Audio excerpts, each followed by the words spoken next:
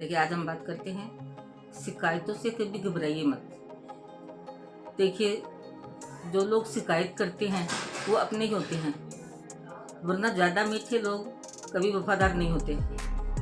तो हम शिकायत से डरते हैं कि इसने मेरी शिकायत की, उसने मेरी शिकायत की, लेकिन हम ये भूल जाते हैं कि शिकायत अपनों से ही होती है। देखिए, जैसे घर में किसी पे गुस्सा हो गए तो अपना तभी उस पर गुस्सा है। अगर पड़ोस का कोई इंसान गलत काम करेगा तो हमें बिल्कुल भी गुस्सा नहीं आएगा।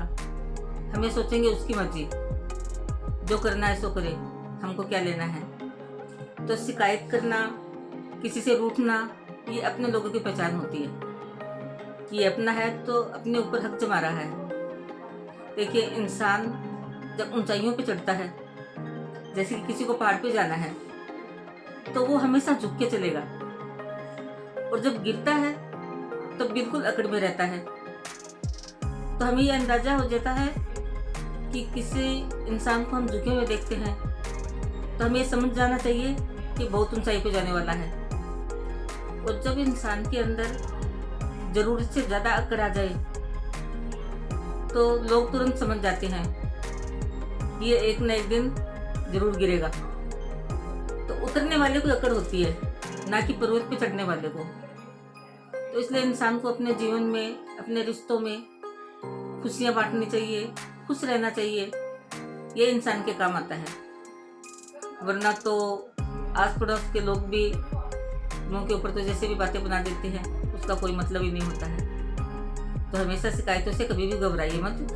शिकायत आपसे वही करेंगे, उम्मीद आपसे वही करेंगे जो कि आपके अपने हैं, वरना कोई गैर होगा तो नहीं तो आपसे शिकायत करेगा।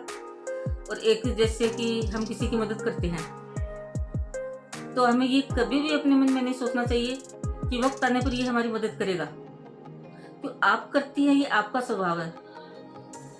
तो फिर हमें जैसे कि किसी की कर दी, 10 बार कर दी हमने, और हमारी एक बार भी नहीं की, तो हम दुखी हो जाते हैं कि देख, मैं इसके इतना काम आया और ये मेरे को फटाफट मना कर दिया।